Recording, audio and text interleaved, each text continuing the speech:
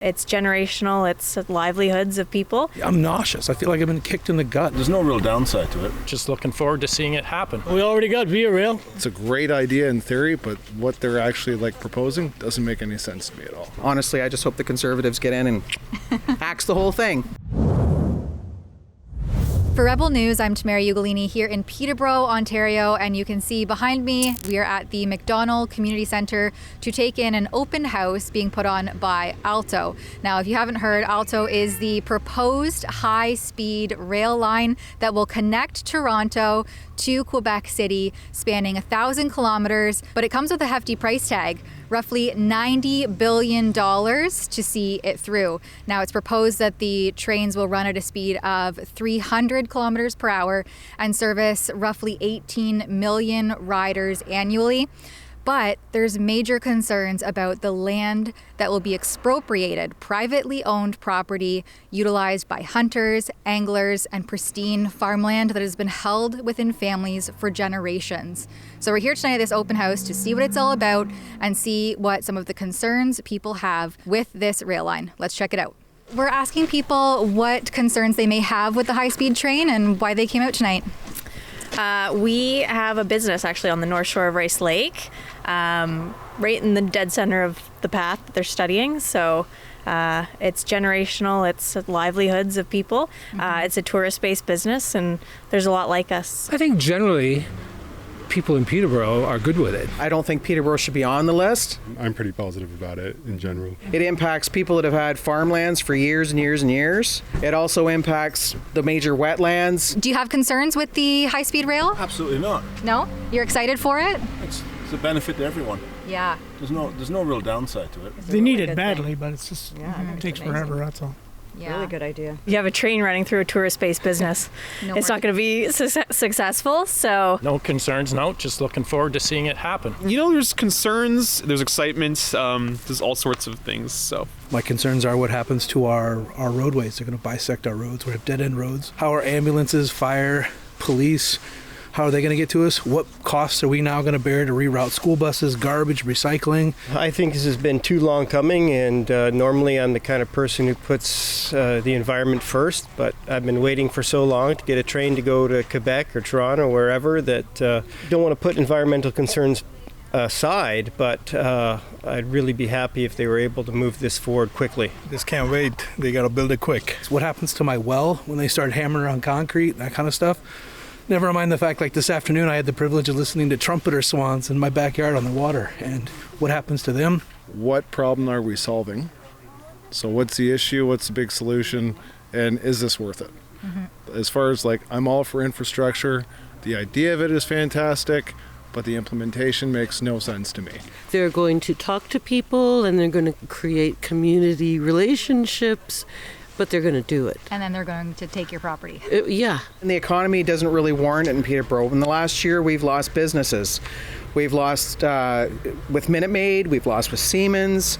They're talking about GE being torn down. Based on conversations I've had with realtors, my property value will go down about 50%. There's some farmers and hunters and anglers that are really concerned about their land being expropriated. Have you heard anything about that? No, I haven't, no. No, but I can't blame them. Land appropriation, that's the main thing. When you're building a massive project like this, some things have to happen, some concessions have to be made. Either the government has to pay more money or Alto's paying more money for these people. Do you have concerns about the land expropriation component of all of this? 100%. All of it.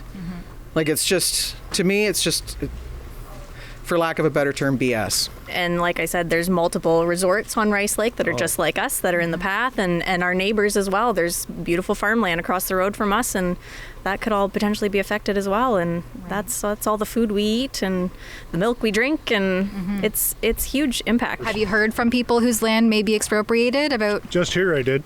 Yeah. Heard from a farmer that wasn't too happy. Do you have property that might be caught in the crossfire? No. You don't know yet. I'm told that we do. They tend not to take whole chunks of property, but rather just go for right away. They're going to have to divert creeks. So what's that do to the surface water? I had to get a permit from Orca to put in a dock, but they're going to basically completely restructure the Trent River system. Flooding, costs, canals, Like, I just don't see them being able to pull this off. You're going to have like Century Family Farms cut in half. How do you even access part of your property? I spend the money we don't got. And why do we need it? We already got Via Rail. Via this year reported like 30% of their trains made it on time and on schedule. Yeah, I know. Well, that's part of the problem because she's sharing with freight. Yes. Freight takes priority. People can't afford to take a high-speed train somewhere. Now, they did say it was going to be, it'll be affordable, but I'm sorry, eventually they'll jack that up too, right? So that's a really great point, because you see with even Via Rail, the cost is just exorbitant. Exactly. They're going to cannibalize Via Rail. So Via Rail, their proposal, according to their business case, was to turn ownership of Via Rail over to the province. And it's going to be to us. Not to mention there's going to be, 5 or 12 electrical substations that are going to have to power this thing. I'm assuming Hydro One's not paying for that. I'm assuming that's going to be the ratepayers in rural Ontario. Cost-wise, from what they're already involved in, this will never happen. So why are we even discussing this? Would you travel more into those city centers if there was a high-speed way to do it? Most likely. If you need to move a lot of people in a short space, and you don't want cars everywhere, then you have to look to an alternative. I think their calculations are completely wrong. I think we're being ramroded and railroaded and ramrodded, or however you want to say that. Yeah. It's a done deal. You can tell. So you think that what they're doing here is all just kind of for show, and it doesn't so much matter? Exactly. Some of the calculations that they were telling us just doesn't make any sense. It's based on a 30% population growth, but according to the Parliamentary Budget Office, it's going to be flat and down 6%. So who's flipping the bill for this? My suggestion to them was take Peterborough off the map, because it won't impact all that and ruin our wetlands, our environment, even the homelands that have been around for years and generations. They talk about this as a generational project. I don't think it's a generational project that is once in a lifetime. I think it's a generational project because that's how long it's going to take us to pay for this. Transport Minister Steve McKinnon just 2 days ago in committee said that once approved, expropriation will start immediately. That land acquisition phase would begin almost immediately. Yeah, and the other concern, right, is C-15 and the lack of any recourse if there is expropriation. As I understand, it's a 30-day notice and that's it. So we don't know details about that as well. I don't know if that's the full story. And to his point, right, if there's business losses there, like the annual income that comes from a season, like that's huge. So how do we recoup that? We're trying to boof up the steel industry and trying to keep those people employed and all that kind of stuff is really what this amounts to. It's just a counteraction to tariffs that are hitting us. If I'm within a kilometer, am I afraid my house is going to get hit? Like, I just don't trust this thing. They were not built to withstand this type of vibration.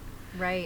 Foundations could crumble. California's high-speed rail, complete failure. They've seen no riders, billions of dollars over budget, way over time.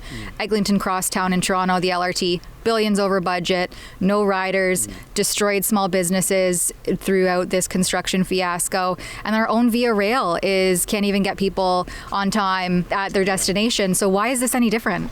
We don't know, really. And this is a long-term plan.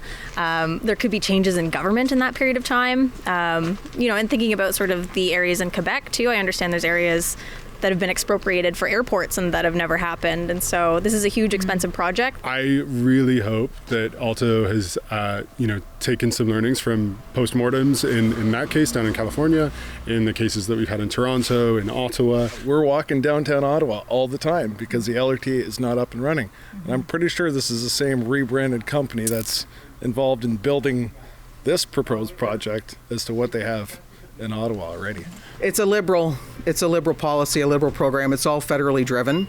And honestly, I just hope the Conservatives get in and axe the whole thing. Like a lot of people I talk to really don't want it. It's basically going to benefit Peterborough, Toronto, wherever the train stops, right? We're leaving this to our grandkids. It's a 47-year payback period on this. It's going to be subsidized for 47 years. So I agree on the Eglinton part where it's like they screwed it up pretty badly. So hopefully from what I kind of got to hear here, where they were saying they kind of gathered all the people from Japan and Europe and people who know how to build high speed, and they're bringing them on a team, hopefully not trying to do everything on their own. It's going to reduce travel time by 90 minutes, and it cost them $90 billion. I don't know whose time is worth $1 billion a minute. I really don't. When I moved to the town, it was a big issue for me to get insurance because I had to be close enough to a fire hall. Well, if I'm a kilometer down the road but I'm cut off from the service, are we going to build a new EMS service, fire service for all these communities. I'm nauseous. I feel like I've been kicked in the gut. I built a beautiful retirement home. We were going to spend the rest of our lives just living in the country, enjoying nature, and just being on the water, fishing, kayaking, enjoying that sort of stuff. And now looking out my back window, I'm going to see this monstrosity ripping by at 300 kilometers an hour. It breaks my heart. For more on this file and to support our journalism, please head over to don'tgetrailroaded.ca. There you can also sign our petition. And as I said, stay up to date for more. That's don'tgetrailroaded.ca.